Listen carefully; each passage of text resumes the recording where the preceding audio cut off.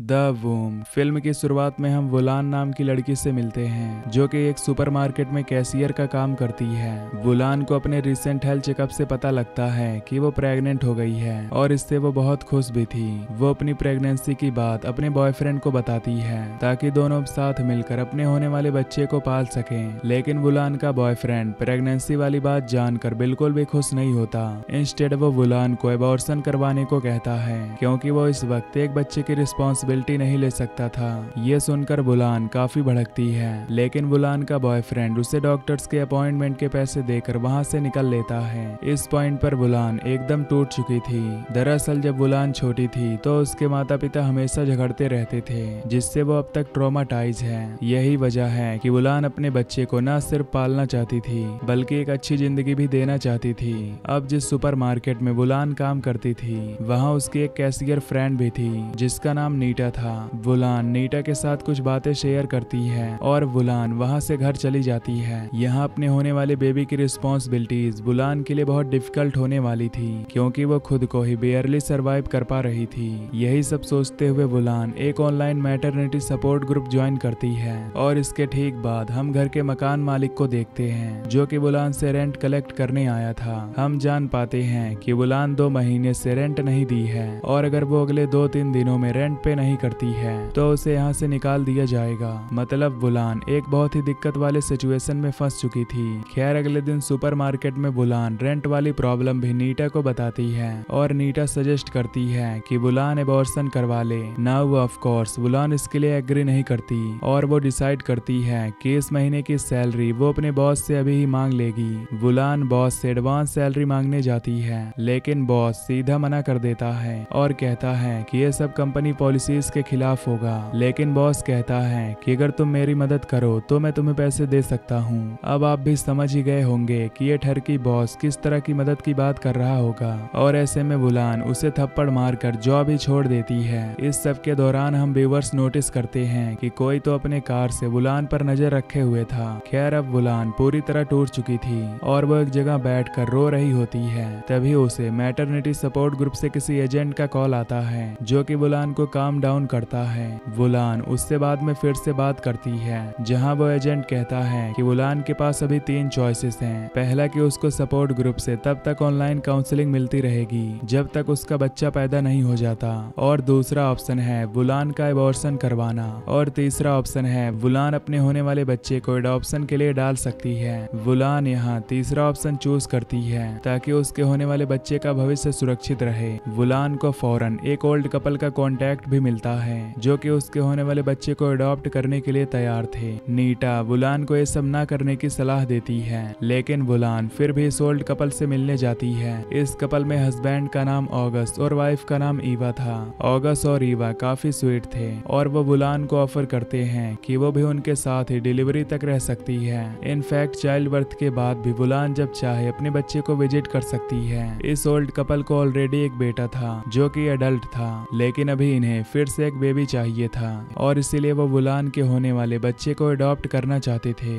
वुलान इनकी बातों से कन्विंस हो चुकी थी, स्टिल वो उनसे सोचने का थोड़ा वक्त मांगती है। अब उसी रात वुलान का लैंडलॉर्ड उसे रेंट न भरने के कारण निकाल देता है और वुलान सारा सामान लेकर नीटा के घर जाती है। अब नीटा के घर पर हम इनके बॉस को देखते हैं जो कि नीटा के साथ फिजिकली इन्वॉल्व होता है, यानी नीटा कुछ एक्स्ट्रा पैसे के लिए अपने बॉस के साथ सो रही थी। अब ये सब वुलान को बिल्कुल पसंद नहीं आता और वो नीटा के फ्लैट से भी निकल लेती है और उसके पास ऑगस्ट और ईवा के ऑफर को एक्सेप्ट करने के अलावा कोई दूसरा चारा नहीं था। तो वुलान उनका ऑफर एक्सेप्ट करती है और ऑगस्ट वुलान को कार में अपने घर लेकर आता है। इस ओल्ड कपल का घर काफी बड़ा था और इनके पास बहुत प्रॉपर्टी भी थी। ईवा वुलान को हाउस स्टोर देती है और हम कई एंटिक्स वगैरह भी वहाँ देख पाते हैं। यहाँ वुलान को न सिर्फ अपना बढ़िया सा कमरा मिलता है बल्कि उसे अच्छा खाना मिलता है और ये ओल्ड कपल वुलान का बहुत अच्छे से ख्याल रखने लगते हैं। वुलान की जिंदगी एक ही दिन में एकदम बदल गई थी और अब वो काफी खुश दिख रही थी। तो एक रात वुलान विंडो से बाहर किसी को देखती है और वो इसके बारे में ईवा से पूछती है। ईवा बहाना बना देती है कि शायद उनका कोई नेबर वुड वगैरह लेने आया होगा। अब उसी रात हम ऑगस्ट को देखते हैं जो कि जमीन में एक पोटली गाड़ रहा था। खैर कुछ ही दिनों में वुलान यहाँ अच्छे से एडजस्ट कर गई थी और वो ईवा और ऑगस्ट से क्लोज भी हो गई थी।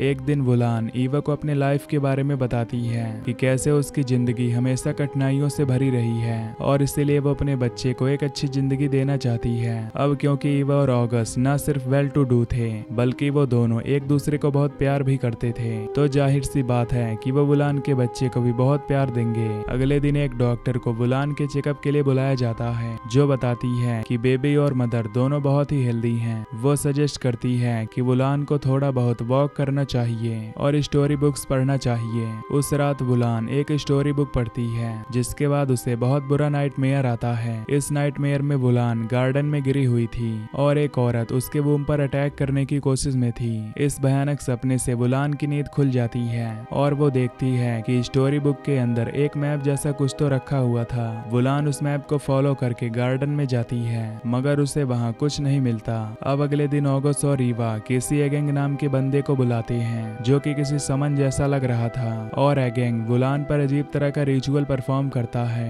इस रिचुअल के दौरान वुलान काफी अनकंफर्टेबल महसूस कर रही थी, लेकिन वो ये सोचकर कुछ भी नहीं बोलती कि मे भी ये बूढ़े लोग हैं इस तरह के रिचुअल्स को मानते हैं। उस रिचुअल के बाद एगेंग बताता है कि वुलान का बच्चा वेडनेसडे को पैदा होगा और ये सुनकर ओल्ड कपल कुछ ज्यादा ही खुश दिखते हैं। इन द एंड एगेंग रिचुअल का धुआं वुलान से इनहेल करवाता है, जिससे वुलान बेहोश हो जाती है। बेहोशी की हालत में वुलान को एक और नाइटमेयर आता है, जहां वो अपने फ्यूचर बेबी की जगह किसी आदमी का शक्ल देखती है और वो किसी डेमोनिक क्रिएचर को घर के अंदर डांस करते देखती है। इसके अलावा वो अगस्त को उसके न्यू बॉर्न बेबी को खाते हुए देखती है और ईवा भी वहीं थी। और तो और वो अपनी पिछली नाइटमेयर वाली लेडी को भी देखती है, जो कि बेबी को वूम से निकाल कर खा रही थी। इस भयानक सपने से उठने के बाद वुलान बहुत ज्यादा परेशान हो गई थी और वो अपनी परेशानी ईवा और अगस्त के साथ शेयर भी करती है। वो लोग फिर से डॉक्टर बुलवाते हैं, जो कि कहती है कि वुलान का बेबी तो एकदम हेल्दी है और वुलान को चिंता करने की कोई जरूरत नहीं, क्योंकि ये गैंग अच्छे के लिए ही थोड़े बहुत रिचुअल करते हैं, जिससे किसी का कोई हार्म नहीं होता।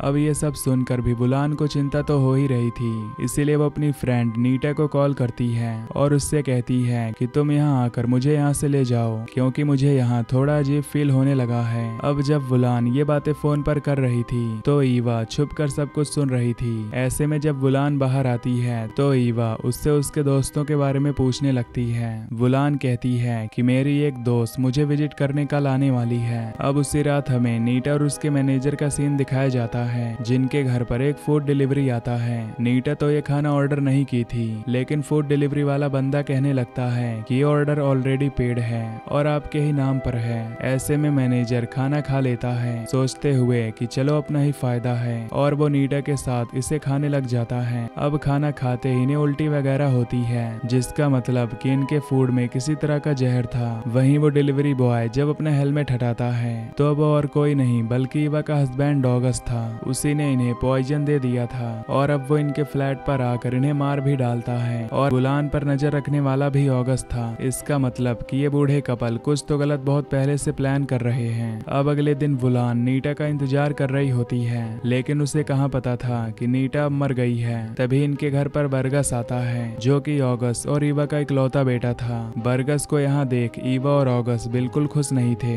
बरगस ने काफी टैटू वगैरह भी करवा लिया था और वो काफी इंग्लिश में बात कर रहा था। इधर वुलान उसे अब यहाँ बेचैनी होने लगी थी और उसे किसी तरह यहाँ से भागना था, इसीलिए वो ईवा और ऑगस्ट के कमरे में पैसे चुराने आती है, लेकिन उसे पैसे नहीं मिलते। तभी कमरे में वो कपल और उनका बेटा आता है और वुलान उनकी बातें अलमारी से छुप कर सुनती है। इनकी बातों को सुनकर वुलान को पता लगता है कि उससे पहले भी यहाँ एक प्रेग्नेंट लेडी थी, जिसका भी कोई अता पता नहीं है। ईवा यहाँ अपने बेटे से झूठ भी बोल रही थी कि वुलान तो उनकी कोई रिश्तेदार है, जिसका वो यहाँ ख्याल रख रहे हैं। ईवा और ऑगस्ट के जाने के बाद वुलान क्लोजेट से निकलती है, पर उसे बरगस देख लेता है। बरगस के पूछने पर वुलान अपनी सारी कहानी उसे बताती है। वो बरगस से ये भी कहती है कि ईवा बरगस को उसके बारे में गलत बता रही है और वो तो इनसे मैटरनिटी ग्रुप की मदद से मिली थी। वुलान की बात सुनकर बरगस भी अपनी मॉम पर शक करने लगता है। अब हम ईवा और ऑगस्ट को बात करते हुए देखते हैं, जहाँ ईवा इस बात से घबराई हुई थी कि कहीं बरगस को सब सच पता न लग जाए, लेकिन ऑगस्ट का कहना था कि हम जो भी कर रहे हैं अपने बेटे के लिए ही कर रहे हैं, so there is nothing to worry. अब अगले दिन हम वुलान और ईवा को साथ देखते हैं, जहाँ वुलान कहती है कि वो अपना बच्चा ईवा को अडॉप्ट करने नहीं दे सकती।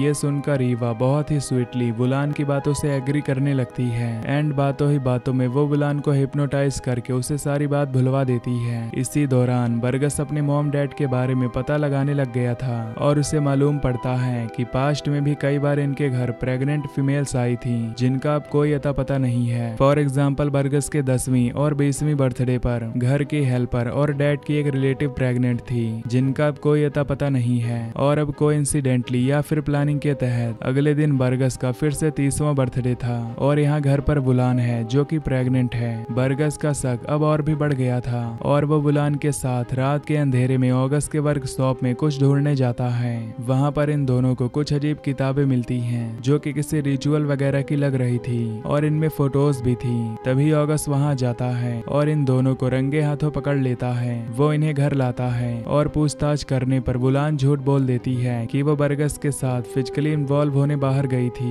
ये ओल्ड कपल वुलान की इस बात को मान लेते हैं। अब ये लोग छुपा कर वो रिचुअल वाली बुक्स लेकर आ गए थे और बरगस इन बुक्स को पढ़ना शुरू करता है। वुलान को भी वहाँ एक पिक्चर कार्ड मिला था जो कि उसी लड़की का मेडिकल कार्ड था जो वुलान के नाइटमेयर में उसके वूम पर अटैक करती नजर आती है। ऐसे में वुलान यहाँ डॉट्स को कनेक्ट करना शुरू करती है लेकिन अब तक बरगस को काफी कुछ समझ आ गया था और वो हड़बड़ी में वुलान को लेकर घर से भागता है। वुलान और बरगस कार स्टार्ट करने की कोशिश करते हैं लेकिन कार स्टार्ट नहीं होती और कार की आवाज से ऑगस्ट जरूर उठ जाता है। हार मानकर बरगस और वुलान वहाँ से पैदल ही भागते हैं और यहाँ पर बरगस सब कुछ रिवील करता है। दरअसल सारी प्रेग्नेंट लेडीज जो कि इनके यहाँ आई थी वो सब सैक्रिफाइस करी गई हैं और वुलान के साथ भी ऐसा ही होगा। बरगस बुक पढ़कर काफी कुछ समझ गया था कि उनमें लिखा रिचुअल्स किसी तरह का सैक्रिफाइस का था लेकिन ये बात अब तक क्लियर नहीं थी कि ये ओल्ड कपल ऐसा घिनौना काम करते ही क्यों हैं। अब तक ऑगस्ट भी इनके करीब आ गया था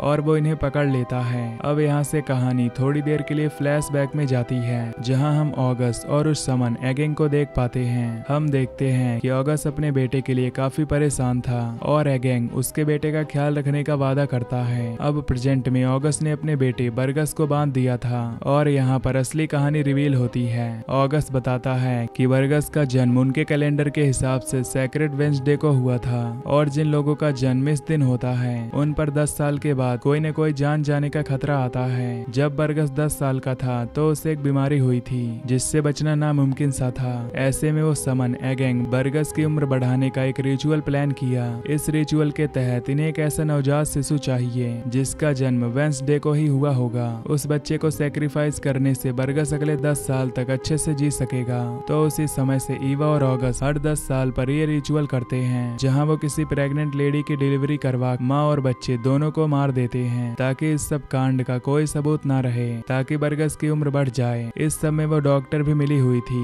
अब क्योंकि बरगस का कल 30वां बर्थडे था ये लोग वुलान के होने वाले बच्चे की बलि देने वाले थे जिसके बाद वो वुलान को भी मार देंगे। ये सब सुनकर बरगस बहुत गुस्सा होता है लेकिन ईवा उसे हिप्नोटाइज करके सुला देती है। अब जब तक बरगस को वापस होश आता है वुलान के बेबी की डिलीवरी करवा दी गई थी लेकिन तभी बरगस किसी तरह अपने आप को आजाद करके वहाँ आ जाता है और उसके हाथ में एक नुकीला शीशा था। बरगस कहता है कि वुलान और उसके बच्चे को छोड़ दो वरना मैं खुद को मार लूंगा। ऐसे सिचुएशन में ओल्ड कपल को रुकना पड़ता है और बरगस वुलान और उसके बच्चे को लेकर कार में भाग निकलता है। भागते हुए ये लोग ऑगस्ट को भी कार से हिट करके निकल लेते हैं जिससे ऑगस्ट शायद मारा जाता है। यहाँ से सीन अगली सुबह का आता है जहाँ बरगस वुलान के बच्चे के साथ काफी दूर हाईवे पर आ गया था। बरगस अब 30 साल का हो चुका था और वो मान रहा था कि ये सब अंधविश्वास है। अब हम बरगस और वुलान को क्लोज आते भी देखते हैं लेकिन इसके ठीक बाद जैसे ही बरगस कार से निकलता है एक ट्रक वाला उसे ठोक कर निकल लेता है जिससे बरगस वहीं मारा जाता है। इस सीन से ये प्रूव हो रहा था कि वह सैक्रेड वेंसडे वाला कर्स रियल था।